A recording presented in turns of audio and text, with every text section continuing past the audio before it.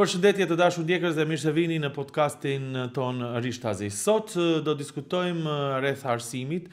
Sigurisht në opinion tërhoqi vëmendje shumë ligji i ri për arsim i cili është prezantuar nga Ministria e Arsimit, por njëkohësisht arsimi është në fokus edhe për shkak të gjithë reagimeve që solli protesta e studentëve rreth provimit të jurisprudencës dhe për të diskutuar për gjithë këtë çështje, por jo vetëm, sepse lidhet shumë edhe me elementin e përdorimit të gjuhës shqipe, mënyra se si do të përdoret e kështu me radhë. Kam të ftuar Blendi Hodajin, i cili është presidenti i Forumit për Ndryshimin në Arsim. Blendi, faleminderit që je pjesë e këtij podcasti. Faleminderit për ftesën, Nazim. Gjithnjë është kënaqësi të bashkëbisedoj me juve. Po e filloj fillimisht këtë podcast për të sqaruar se çfarë organizate është Forumi për Ndryshimin në Arsim.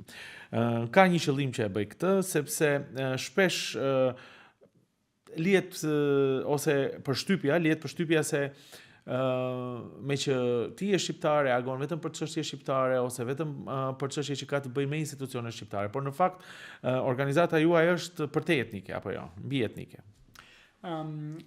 Ashtu është, pra Forumi për Ndryshimin në Arsim është një organizatë jo qeveritare që është themeluar në fund të vitit 2021 me synimin që të avancoj, respektivisht të kontribuoj në rritjen e cilësisë në arsimin e lartë, sepse për neve si Forum për Ndryshimin në Arsim, arsimi e konsiderojmë si një shtyllë e një shteti.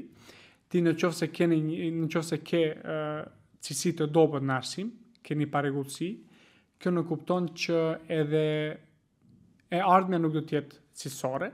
Dhe më kryesore që ne kemi patur pyetje përpara themelimit të organizatës ka qenë se si shteti është duke luftuar kundër korrupsionit kur gjeneratat e ardhshme janë duke u arsimuar nga njerëz të korruptuar në universitete. Ne nuk kufizohemi as pak nga pjesa e grupacionit etnik, ne vetëm në brendit të organizatës kemi edhe Maqedonas, edhe Serbë dhe etni tjera. Pra, pikësynimi ynë është i përbashkët që ka të bëjë me rritjen e cilësisë në arsimin e lartë dhe këtë e bëjmë bashkërisht me të gjithë etnitë që janë në Republikën e Maqedonisë së Veriut, sepse është synimi shumë më i rëndësishëm se sa përkatësia jonë etnike që i kemi në vend. Siç thash, kjo pyetje ose ky sqarim duhet bërë sepse thjesht nuk është reagohet vetëm për institucionet shqiptare, por e kundërta, ose për çështje që ndoshta i prekin vetëm shqiptarët, por në fakt për gjithë arsimin, gjithë nivelin e arsimit në vend. Dhe pjesë e organizatës tuaj pra janë grupe etnike të ndryshme, kështu që jeni një lloj mbikëqyrësi i gjithë mënyrës se si zhvillohen proceset në arsim. Në fakt, në fillim, kur e organizonim këtë podcast, qëllimi ishte për të diskutuar për ligjin e ri, sepse aty kishte goxha reagime, megjithatë ndodhi edhe një moment ku patë edhe një kërcënim ndaj jush. Si e shikoni këtë moment të kërcënimit pas një deklarimi tuaj në publik? Ne që kur kemi filluar si organizatë, kemi kuptuar që natyra e punës sonë është e atillë që do të hasim në shumë kërcënime dhe ofendime të ndryshme. Pra e kemi ditur dhe vazhdimisht hasim në të tilla, ne nuk frikojmë as pak nga kërcënimet, por duhet të theksohet fakti që nuk janë as pak të pranueshme këto kërcënime, sepse nuk kanë targetuar vetëm individ që punojnë në Forumin për Ndryshimin në Arsim, por edhe familjar të personave që punojnë në Forumin për Ndryshimin në Arsim, që është e papranueshme. Si e shohim ne është që e vërteton edhe një herë faktin që ne kemi të drejtë. Sepse personat që ndihen fajtor veprojnë në formën e tillë, ndërka që ata që ndihen që pas kanë qenë të akuzuar pa fakte, nuk e ndjekin rrugën që të shajnë personat që janë duke bërë një punë shumë fisnike, siç jemi duke e bërë ne, dhe kjo për neve është edhe një indikator i qartë që punën që kemi bërë dhe rastin që kemi publikuar është i sakt, është i vërtet dhe vetë fakti që ata kanë filluar në rrugën e kërcënimeve na konstaton faktin që s'kan diçka tjetër të bëjnë. Dakor, kërcënimet janë të papranueshme në të gjitha rrethanat dhe kjo sigurisht nuk mund të tolerohet, si më thënë, ose nuk mund të themi të kundërtën për këtë çështje, por me që është procesi në proces apo në zgjidhje megjithatë do duhet të marrë parasysh edhe të gjitha anët. Dhe ne dëgjuam për rastin në fjalë që megjithatë procesi është duke u zhvilluar, që jo domosdoshmërisht gjëra që ju i thoni kanë të drejtë. Meqense është kjo çështje në këtë lloj forme dhe pritet një lloj zgjidhje institucionale, ajo që dua të pyes është se sa shpesh ndodh që të kemi raste ku avancimet, punësimet janë problematike në Maqedoninë e Veriut në arsim.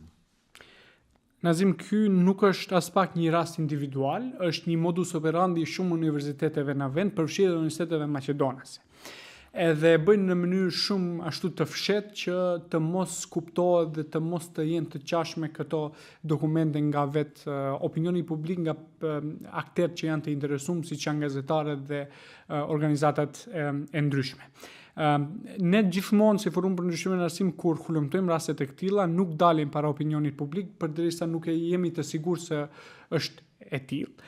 Andaj ne të gjithë apo paralemrimin edhe parashtrimin e rastit për shkeljet në avancim akademik të profesoresës Arbresa Bexheti Ferrati e kemi bërë pasi e kemi parë se çfarë ka konstatuar Inspektorati Shtetor për i arsimit, që është një proces verbal me rreth 10 faqe, ku janë të potencuara sakt se cilët janë nenet në cilët janë shkelur në avancimin akademik të profesoreshës në fjalë. Ne nuk e kemi publikuar deri më tash, do ta publikojmë gjatë ditës sotme, që të jetë i qasshëm për gjithë opinionin publik dhe t'u lëmë që ata ta gjykojnë se çfarë pune është bërë. Vetë fakti që ne e kemi publikuar si rast ka një element shumë të rëndësishëm këtu, sepse ne konsiderojmë që institucionet fatkeqësisht e bëjmë punën më mirë kur janë në presion nga opinioni publik. Për atë kemi konsideruar që është e rëndësishme që opinioni publik të njoftohet me rastin dhe më pas Inspektorati po edhe Ministria e Arsimit dhe Shkencës të ndjejnë një presion nga opinioni publik që ta kryejnë punën dhe të dënohen atë shkelësit e ligjit për arsimin e lartë. Dakor, ky është një rast që është në proces e sipër, pra Inspektorati duhet të veprojë, do ketë universiteti kohë për të reaguar dhe kështu me radhë. Por, për të rikthyer ndoshta edhe temës për të cilën edhe të thira këtu për të diskutuar, që ndoshta lidhet edhe me këtë, është se pse kishte aq shumë reagime ndaj ligjit të propozuar nga Ministria e Arsimit, që në esencë do të përmirësoj pikërisht arsimin.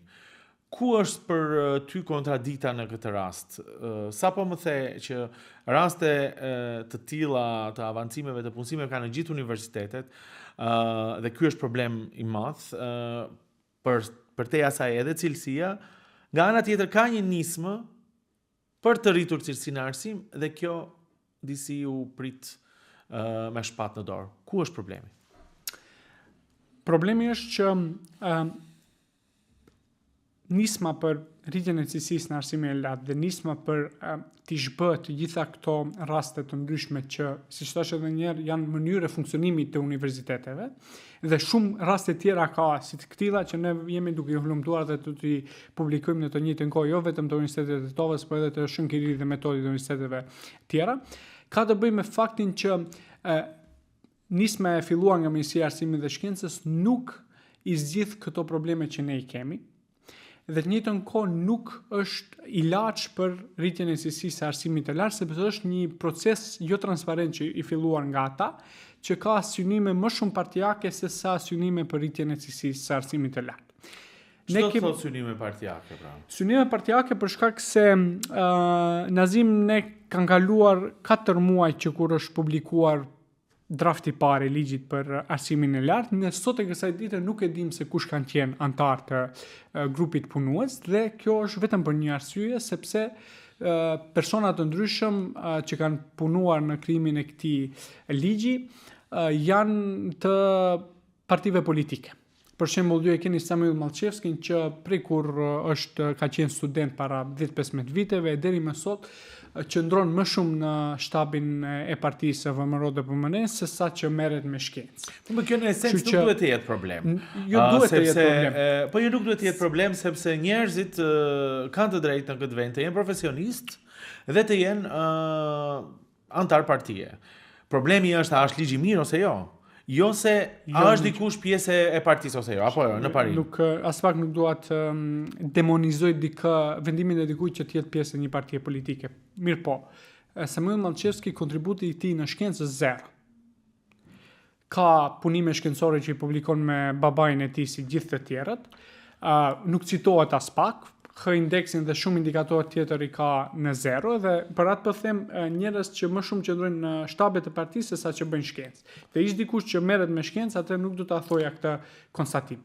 Edhe vetë fakti i grupit të punës, më pas ne kemi siguruar dokumentin ku na ka dërguar Ministria e Arsimit dhe Shkencës emrat e personave që janë në grupin e punues, që kanë qenë, dhe a e dini që për të manipuluar opinionin publik edhe unë gjindem në listën e antarëve të grupit punues për arsimin e lartë, sepse si Forum për Ndryshimin e Arsimit jemi pjesë e një trupi koordinativ për reforma në arsimin e lartë që ka patur vetëm një takim në 6 nëntor të vitit 2024, që ka qenë takim konstituiv për fillimin e grupit punues dhe që atëherë nuk ka patur asnjë takim tjetër.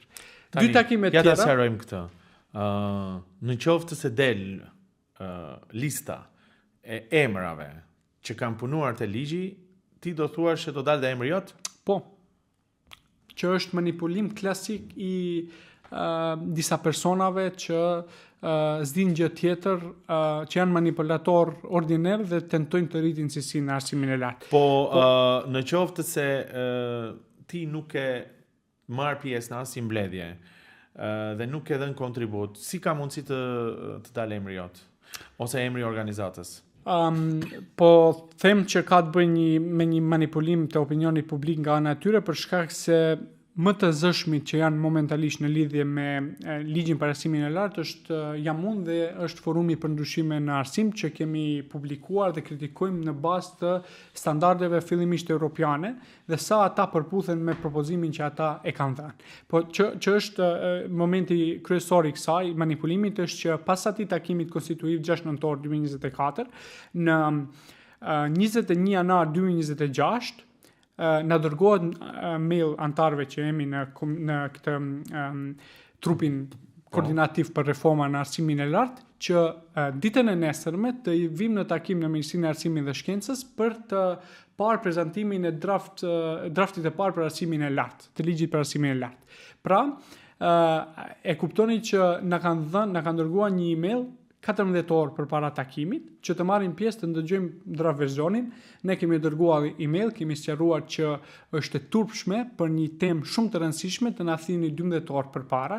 Ju me shokët e tu nuk mund të dalish 12 orë për para, duhet të bësh një plan, paraprakisht. Edhe ata e kanë bërë të njëjtën, ne nuk kemi shkuar, gjeni se kush kanë shkuar, të parët. Rektorët e kritë universiteteve duke vrapu, kanë marrë pjesë në atë takim që në mënyrë të prerë i kanë nxjerrë para aktit të kryer që ja ky është ligji dhe më pas kanë publikuar fotografi nga takimi duke thënë që këta e kanë legjitimuar propozim ligji. Hajde kështu atëherë. Ku është problemi kryesor i këtij ligji? Sepse pati një draft, pati reagime, pati reflektime, pati takime, apo në njërin për tyre isha dhe unë, duke ndjek ministrin në shpjegime etj. Dhe tani është një draft i rishikuar. Po ku është problemi? Pse ky ligj nuk është i duhur sipas jush? Përpara se të sqaroj këtë, një moment shumë kyç. Ky ligji për arsimin e lartë është pjesë e një pakoje të ligjeve për rritjen e cilësisë në arsimin e lartë. Dhe pse është problematike është sepse shumica e neneve që janë të përfshira në këtë ligj nuk do të arrisin cilësinë. Si për shembull, fillimisht propozim ligji thotë që të gjithë ata që janë vetëse në thirrjen akademike profesor i rregull do të bëhen profesor të përjetshëm dhe amnestohen nga rregullat e reja dhe kriteret e reja që vendohen në ligj. A dini sa është përqindja e stafit akademik që momentanisht në Republikën e Maqedonisë së Veriut janë profesor ordinar, profesor të rregullt? 60%. Pra 60% amnestohen nga ky ligj pra që janë përgjegjës për mos cilësi, dhe ju thonë gjeneratave të reja, ju tash jeni përgjegjës, duhet ta mbani bajrakun e cilësisë në arsimin e lartë, dhe prej sot e tutje ky ligj do të merret se sa ju jeni të kualitetshëm dhe nuk do të merret se sa mentorët e juaj çfarë cilësi apo mos cilësi e kanë dhënë deri më tash. Dakor, po ja dikush do thotë në një moment duhet të filloj kjo. Padyshim që po. Në një moment duhet të ketë një prerje. Po është e rëndësishme Nazim të kuptohet se 60% i akademisë e merr titullin profesor i përjetshëm, edhe pse pikërisht ata, një numër i madh i tyre sot janë të heshtur. A është kjo një farë lloj tentimi të personave që janë mësuar të jenë pazargjinë dhe kanë bërë pazare që do t'u amnestojmë nga përgjegjësia në këtë ligj, në këmbim të heshjes suaj. Për atë po e theksojmë këtë. Momenti pika dytë e ligjit që është problematik është pjesa e heqjes së nenit që nuk e lejon nepotizmin në nenin momental, në ligjin momental. Pra, në këtë ligjin, në propozim ligjin e ri, po ju thuhet të gjithëve që lirisht mundeni të filloni të legjitimojmë familiarizimin në fakultetet e ndryshme, mund t'ju të punësoni këtë doni që jeni në lidhje familjare, dhe kjo as pak në qoftë se e pyetni një person edhe me shkollë fillore ti thoni ja mendoni që duke i familiarizuar fakultetet e të rritet si janë në arsimin e lartë, përgjigjja është shumë e thjeshtë, nuk do të rritet. Po mirë, sigurisht kur e thua kështu, në vetvete është problem etik. Por në qoftë se ka raste ku mund të ketë një profesor, një djalë, një vajzë të talentuar, të cilët mund të bëhen profesor, pse duhet të penalizohen për shkak se babai i tyre ka qenë profesor gjithashtu? Nuk ka të bëjë më shumë me penalizimin, sa ka të bëjë me keqpërdorimin e këtij pjesës aftësisë së disa personave. Nuk mundet Nazim të më thoni mua që nga një familje krejt janë eksperta. Edhe krejt janë të punësuar në njëjtin fakultet, vajza parë, vajza dytë, djali parë, djali dytë. Nuk bën sens kjo. Nuk bën as edhe logjik. As pak nuk dua të kundërshtoj faktin që njoh shumë persona që janë fëmijë të dikujt të profesorëve dhe janë krem de la krem në aspektin e përgatitjes akademike dhe përgatitjes në fushën e caktuar, por kjo nuk duhet i penalizoj këta persona sepse këta munden të punësohen në shumë universitete të tjera që janë në vend. Dhe jo domosdoshmërisht të synojnë të jenë pasardhës të prindërve të tyre në fakultetet ku janë duke dhënë prindët e tyre. Parat ne konsiderojmë që këtu është një problem që duhet të adresohet, të mos lejohet pjesa e nepotizmit në fakultet. Dhe ju thoni që ligji këtë nuk e merr parasysh, apo? Nuk e merr parasysh dhe duhet të theksohet diçka shumë e rëndësishme Nazim këtu që propozohet nga Ministri i Arsimit dhe Shkencës që ka qenë deri vonë profesoresh në Fakultetin e Mjekësisë. Ju e dini se ku ndodhen familiarizmi më i madh në fakultete. Është Fakulteti i Mjekësisë edhe Fakulteti Juridikut, që ty të përcaktohet e ardhmja përpara se me u lind. Nëse lindesh në një familje juristësh edhe mjekëve, pra edhe vazhdimisht do të thonë ti përcaktohesh para se me lind se do të jesh mjek edhe do të jesh profesor në fakultetin e një që është prindi yt. Është pagës e thën kështu tani, është pagës e stisur, si më thën, sepse ne nuk e dim çfarë do ndodh, por çështja është që ligjet në vetvete si në të gjitha fushat duhet të ketë kufizime për nepotizmin. Dhe nëse kjo nuk shikohet ose nuk merret parasysh, atëherë mund të krijohet problem, thoni ju. Nazim, është shumë çështje që mund zgjidhet në formë shumë të lehtë, duke krijuar komisione të pavarura për avancimin akademik të një personi që është familjar me dikë tjetër. Në atë formë ti mundesh shumë lehtë ta ndalosh nepotizmin sepse nuk do ketë ndikim. Kjo në qoftë se ti nuk e përcakton me ligj, këtë e lejon, atëherë kjo po i bën që synimi yt me këtë ligj është që ta punësojë fëmijët e tu të jenë nesër profesor edhe t'ua sigurosh një vend. Pra më i rëndësishëm do të jetë mbiemri jot se sa aftësia që e ke si individ. Dakor, e kuptuam këtë. Po probleme tjera të ligjit? Ka një problem tjetër që duhet ta theksojmë dhe që nuk diskutohet shumë në opinionin publik, është ligji për rritjen e cilësisë në arsimin e lartë, pjesë e pakos me ligje. Pse çfarë është problemi këtu? Ligji për cilësinë në arsimin e lartë e përcakton formën se si duhet të akreditohen programet studimore dhe fakultetet në të ardhmen. Dhe ka kriju dy struktura që do të jenë përgjithëse për cilësinë e arsimit të lartë, është Këshilli i Cilësisë, që përbëhet nga 15 antar, për të cilëve 7 antar janë të emëruar nga qeveria. Pra qeveria ka ndikim të drejtë për drejtë tek Këshilli i Cilësisë se kë program studimor do të akreditojnë ose jo, dhe e keni bordin drejtues të Agjencisë për Cilësinë e Arsimit të lartë që ka 5 antarë dhe nga këto 5 antarë krejt antarët janë të emëruar nga qeveria. Ta përkthej që tjetë e qartë për gjithë opinionin publik, si do ndodhë, çfarë synon qeveria është që t'i kap këto dy struktura që do të merren me akreditimin e programeve studimore dhe fakulteteve. Pra, çfarë do ndodhë është që Këshilli i Cilësisë ka përgjegjësi ligjore që ta udhëheqë të gjithë procedurën administrative dhe birokratike të akreditimit që në programi studimor. Mirë po, vendimin për akreditimin apo marrjen e akreditimit të një fakultetit e merr Ministri i Arsimit dhe Shkencës. Pra, ministri me këtë ligj bëhet mbret. Në qoftë se nesër i kujtohet Ministrisë së Arsimit dhe Shkencës Vesna Janevskës t'ia merr akreditimin fakultetit juridik në Universitetin e Tetovës, brenda natës mund t'ia marr, sepse ligji ja lejon që me një nënshkrim të Ministrit së Arsimit dhe Shkencës, jo të Këshillit të Cilësisë, ministrja t'ia merr ose t'ia jep akreditimin një fakulteti të caktuar që është kundër të gjitha standardeve që i përcakton Asociacioni Evropian për rritjen e cilësisë në arsimin e lartë apo ENQA. Në qoftë se ndodh një gjë e tillë, pra çfarë duhet të shkel një fakultet? Çfarë duhet mos bëj një fakultet që ministrit ja marrë të drejtën? Njëherë edhe kjo, sepse kështu duket shumë drakonike, apo fuqi e madhe në dorën e një ministri. Megjithatë, ti si institucion duhet të kesh bërë disa shkelje që të arrije deri te kjo. Apo kush do t'i evidentoj këto shkeljet? Inspektorati mbi bazën e çfarë procesi ministri do t'i marrë këto vendime?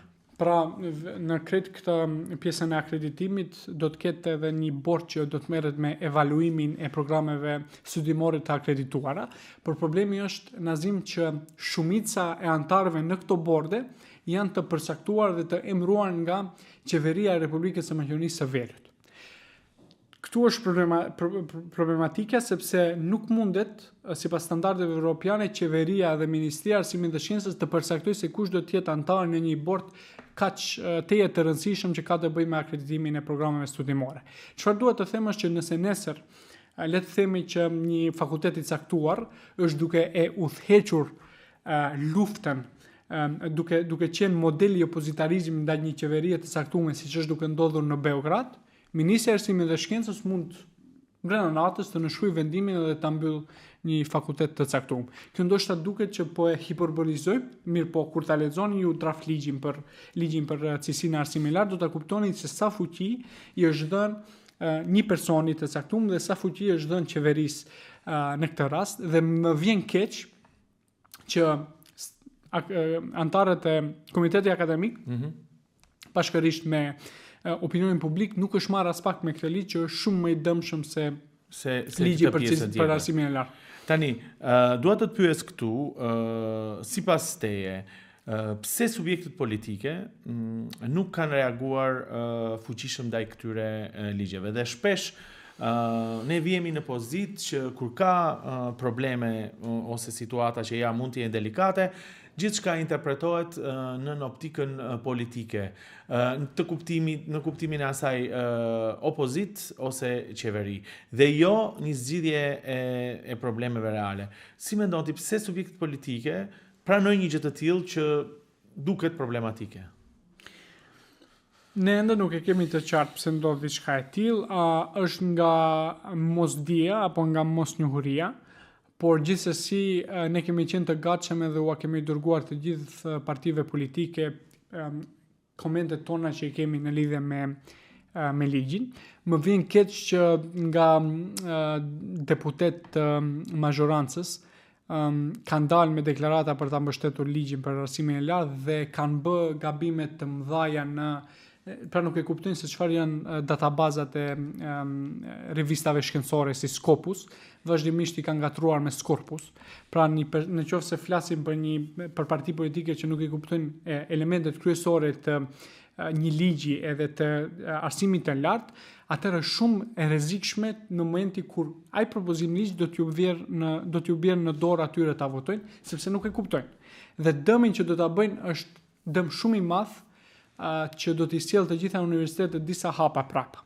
Për shkak se problemi tjetër që ka të bëjë me këtë ligje është nderuar Nazim, sa ka kapacitet shteti dhe institucionet që ta zbatojnë një ligj të tillë. Ne kemi ligjin momental, e shohim se sa pak kapacitete kanë institucionet që të ndërmarrin masa dhe të analizojnë kur ka shkelje të tilla të më mbi 15 neneve të një ligji. A ka kohë që të reagohet që këto probleme të ligjit të tejkalohen? Sepse prap në logjikën tonë, kushdo që të jetë në pushtet nesër, me këtë lloj mënyre do jetë problematike, se qeveritë dhe pushtetet ndryshojnë, partitë vinë dhe ikin nga qeverisja. Dhe nëse mbetet ligji problematik, do jetë problematik për të gjithë. Prandaj pyetja është, a ka mundësi dhe a ka kohë të reagohet që të përmirësohen këto vërejtje që ju i keni? Nuk besoj, sepse kemi një lloj mazhoranse që është shumë arrogante, për shkak të ndoshta rahatisë në numra që ka në kuvend dhe nuk pranon asnjë kritik të argumentuar që ka të bëjë me ligjin dhe vazhdimisht na shtën edhe nga Ministria e Arsimit dhe Shkencës në debate që kë mbroni ju për shkak se kritikojmë ligjin. Ne mbrojmë atë që ka të bëjë me cilësi, ne mbrojmë cilësi, ne luftojmë për cilësi. Pyetjen se kë mbroni ju duhet të parashtrohet këtyre që kanë amnestuar një numër të madh që sot t'i heshtin. A ka mundësi që të ndrohen, siç është edhe një nuk besoj që të ndodhë diçka e tillë, por ne i kemi informuar gjatë vizitës që kisha në Bruxelles para një javë, i kemi informuar edhe Parlamentin Evropian në lidhje me dhe Komisionin Evropian në lidhje me mënyrën se si dhe formën se si këta dëshirojnë të sjellin këto 2 ligje, 3 ligje në fakt.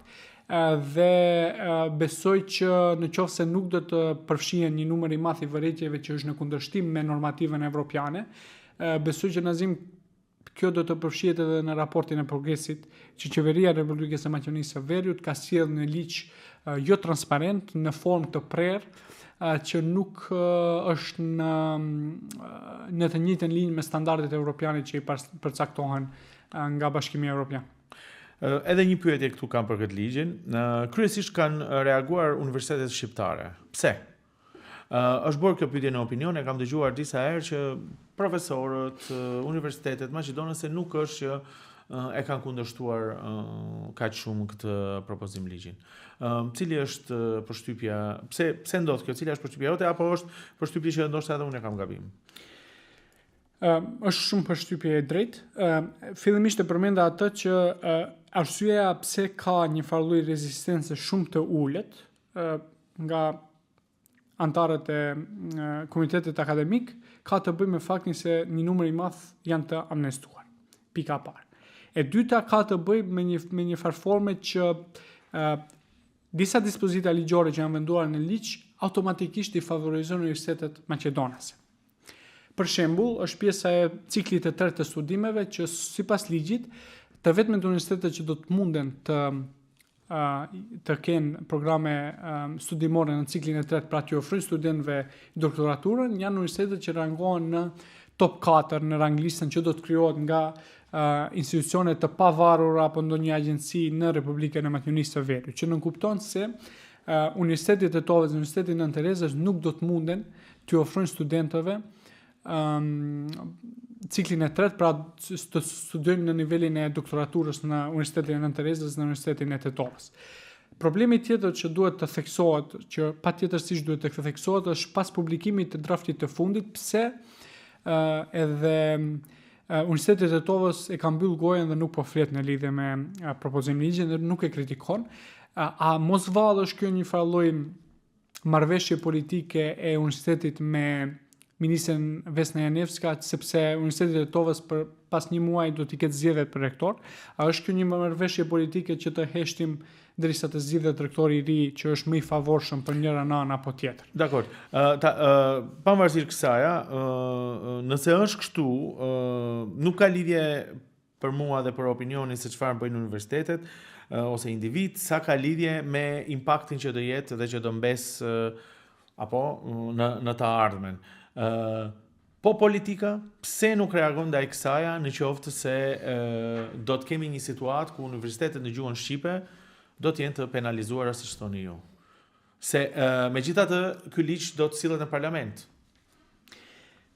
Nazim, të thash në lidhje me parti politike, unë nuk shoh që kanë një farlloj, me gjithë respektin që kanë për disa persona që janë të aktivisht në politik, nuk besoj që kanë kapacitetin e mjaftueshëm të merren me çështjen e arsimit të lartë. Po dëgjoj kritikat ata, i dëgjojnë vërejtjet, universitetet, sido që të jetë, reaguan, vetëm se janë si me thënë, vetëm se janë të përfshirë në një qeveri, do të lejojnë, mendon ti, ligje të cilat megjithatë do të jenë edhe në dëm të tyre? Mendoj se po, sepse kjo që the është i pari pazargjimve. Pazargjimët tentojnë që një propozim ligj apo një politik caktume të bëjmë pazare për diçka tjetër që ata dëshirojnë të arrijnë. Dhe jo rastësisht kjo është një farë lloj heshje nga ana e tyre që janë në qeveri, pra edhe nga Vleni edhe nga BD-ja në lidhje me çështjen e ligjit për arsimin e lartë. Unë shpresoj dhe uroj që do të dalin të jenë shumë më të zëshëm në momentin kur propozimi i ligjit do të jetë në komisionet parlamentare, në të cilën do të munden që propozimet që ne i kemi dhënë dhe shumë të tjerë dhe universitetet të caktuara të munden që të njëjtat t'i shfaqin dhe t'i japin gjatë takimeve të komisionit parlamentar në lidhje me pra duhet ngritur një lloj alarmi sepse ende ka kohë se ligji nuk është miratuar. Në minutat e fundit Blendi dua të pyes për ligjin për jurisprudencën. Si e sheh organizata jote? Nuk keni reaguar, por megjithatë vazhdon të mbetet pezu çështja dhe kërkesa e studentëve. Dhe këtu dua të theksoj që ti je student i Universitetit të Ukimit. Kështu që prandaj dhe më intereson si e shikon organizata jote këtë kërkesë të studentëve. Fillimisht është e turpshme edhe fatkeqësi e madhe që në vitin 2026 ende flasim për përdorimin e gjuhës shqipe dhe për lejimin e studentëve që njohuritë e tyre t'i testojnë në gjuhën anëtare që kanë studiuar për 14-15 vite të jetës së tyre. Kjo nuk duhet as pak të shëndohet në çështje politike apo as çështje të inateve të personave të caktuar dhe korporacioneve të caktuara, por thjesht duhet të shndrohet në një vendim që do të implementohet diçka që vetë është përcaktuar me ligj. Duhet të kemi të qartë që shqiptarët këtu janë shtet konformues. Nuk jemi të ardhacak dhe nuk mundet që të na relativizohet e drejta jonë për ta përdorur dhe për të hyrë në një provim në gjuhën shqipe me të drejtën e dikujt që shkon dhe jeton në ndonjë vend të jashtëm, sepse ne nuk jemi ardhacak këtu, jemi konformues. Dhe duhet që sa më shpejt të jetë e mundur institucionet të mos e vonojnë ende më shumë në labirinthat birokratike çështjen e provimit të jurisprudencës, po t'ju jepet të gjithë studentëve shqiptar ajo e drejtë që ata e kanë edhe me ligj. Edhe është një moment jeni vrojtues të ligjeve dhe janë një pyetje direkte. Sepse debati ka qenë jo po ekziston ligji, jo po nuk ekziston ligji, jo po e lejon kushtetuta, jo po nuk e lejon kushtetuta. Cili është vlerësimi i organizatës tuaj? Ka bazë ligjore për këtë dhe duhet të zgjidhet sa më shpejt apo duhet të krijohet përsëri një lloj normative të re ligjore e cila pastaj e dim që hyn në komplikime, në interpretime dhe kështu me radhë? Pika parë që ka të bëjë me këtë është grupet e punës janë një farsë e madhe. Ju e dini Churchill çka ka thënë. Në momentin që doni të mos punoni gjë dhe të mos arrini diçka, krijoni grupe pune dhe do të zhagitet në një proces me vite të tëra. Pjesa e dytë që ka të bëjë me ndonjë propozim ligj tjetër për ta përcaktuar këtë, përsëri nuk përbën sens, sepse vetë ligji për provimin e jurisprudencës nuk e përcakton gjuhën. Respektivisht, kjo ta lejon ty që me ligjin për provimin e gjuhës që e flasin 20%, që ka një karakter lex specialis, t'i jepet mundësia që studenti të jep provimin në gjuhën shqipe. Problemi tjetër ka të bëj diskutimi edhe narrativi që është në opinionin publik me a do t'ja japim a nuk do t'ja japim. Gjuha shqipe nuk është çështje a do t'ma japish a nuk do t'ma japish, është çështje që ne e kemi me shekuj të tërë, e kemi kultivuar, përtej rezistencave të mëdhaja që kemi patur për përtharje të gjuhës, ne sot e më shumë e flasin gjuhën shqipe dhe nuk mundet që të reduktohet në vullnetin e dikujt për të na dhënë diçka që ne e kemi dhe që e kemi si të drejtë vetë të fituar.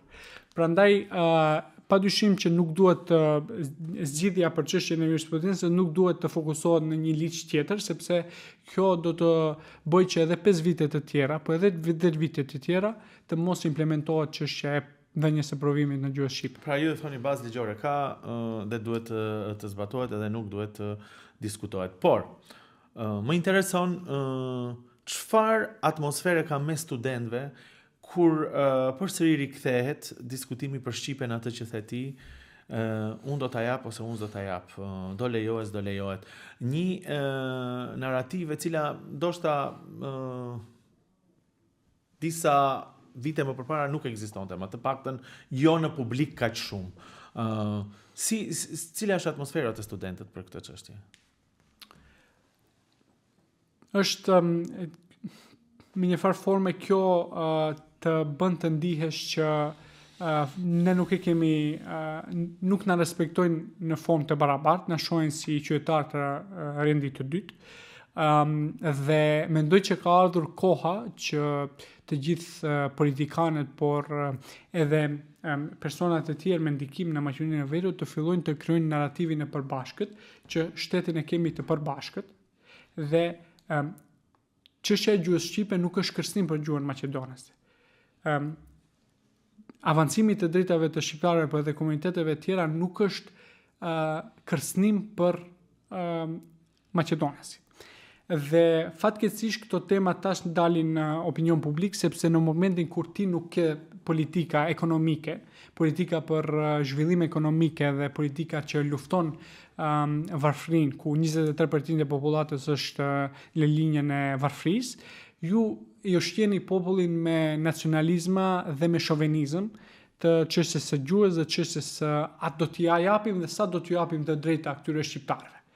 Prandaj është e kohës që gjitha këta persona që kanë narrativa të tilla të shkojnë në histori një herë për gjithmonë dhe të krijohet narrativi i përbashkët se këtë shtet e kemi të përbashkët fillimisht dhe e dyta të drejtat tona nuk mund të reduktohen dhe të gjithë duhet t'i gëzojnë drejtat e tyre në formë të barabartë. Kjo është e vetmja mënyrë se si ne mund të ecim përpara, përndryshe neve treni për në Bashkimin Evropian vetë se ka filluar të na ikë, do përfundojmë si shtete pa vizione dhe pa ambicie që fatkeqësisht të gjithë të rinjt do të largohen në vende të tjera që nuk do t'ju interesojë as pak e ardhmja në këtë vend që vetë se e vërteton faktin që kemi fatkeqësisht një shtet të improvizuar.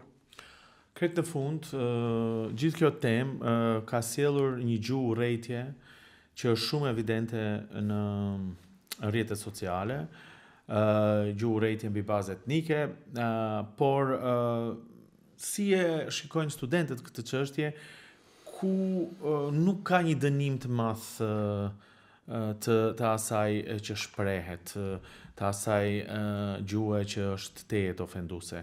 Si e shikoni këtë element? Është me të vërtet demotivuese edhe shqetësuese që institucionet në vend se të adresojnë gjuhën e urrejtjes, ata e kultivojnë ende më shumë. Pra, ashiqare mund të vëreni ju që këtë nivel të gjuhës urrejtjes ndaj shqiptarëve kanë një farë lloj strukture të caktuar që tenton ta ushqej sa më shumë që mundet. Dhe është seriozisht shqetësuese kur institucionet janë bashkëpunëtor në kultivimin e një gjuhës së urrejtjes. Unë uroj që institucionet do ta kuptojnë që janë aty për të mirën e qytetarëve, i përfaqësojnë të gjithë qytetarët, nuk i përfaqësojnë maqedonasit, shqiptarët, romat e serbët, por të gjithë qytetarët pa etni, të gjithë qytetarët, dhe duhet të jenë me një farë forme të barabartë para të gjithëve dhe të implementojnë ligjin në formë që të gjithë qytetarët të ndjehen të barabartë dhe ta ndjejnë Republikën e Maqedonisë së Veriut, jo për dikë të jesh nën e për dikë të jesh njerk. Kjo linjë e cherry picking duhet një herë përgjithmonë të ndaloj nëse dëshirojmë të ekzistojë vendi dhe shteti. Dakord, me këtë mesazh do ta mbyllim këtë podcast ku përsëri çështjet e arsimit, çështjet e gjuhës apo ka një vëmendje të madhe në opinion, por shpresoj që dam një këndvështrim të asaj se si e shikoni ju këtë çështje dhe siç thash me mesazhin ndoshta të duhur do ta mbyllim këtë bisedë. Do të kemi raste edhe të tjera për të diskutuar çështje të tjera. Blendi Odaj, faleminderit që ishte pjesë e podcastit. Faleminderit shumë. Të dashur ndjekës, këtu do të përmbyllim këtë podcast. Sigurisht do të vim sërish me ju pas disa ditësh. Deri atëherë, mirupafshim.